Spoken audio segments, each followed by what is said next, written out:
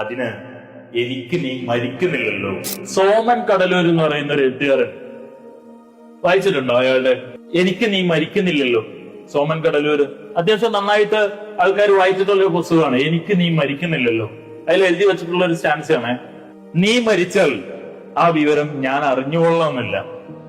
നീ മരിച്ചാൽ ആ വിവരം ഞാൻ അറിഞ്ഞുകൊള്ളണമെന്നില്ല. ഇനി അറിഞ്ഞാൽ തന്നെ ദൂരെയുള്ള നിന്റെ വീട്ടിലേക്ക് എനിക്ക് എത്താൻ പറ്റിക്കൊള്ളണമെന്നില്ല. ഇനി എത്തിയാൽ തന്നെ നിന്നെ ഒന്ന് കാണാൻ കഴിഞ്ഞോളണമെന്നില്ല. കണ്ടാൽ തന്നെ നിന്നെ ഒന്ന് തൊടാൻ കഴിഞ്ഞോളണമെന്നില്ല.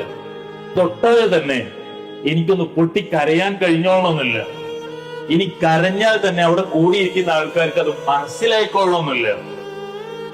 പിന്നെ നീ മരിച്ചാൽ ഞാൻ എന്തിനു വരണം? അടുത്ത ലൈനാണ്, അതിന് എനിക്ക് നീ മരിക്കുന്നില്ലല്ലോ.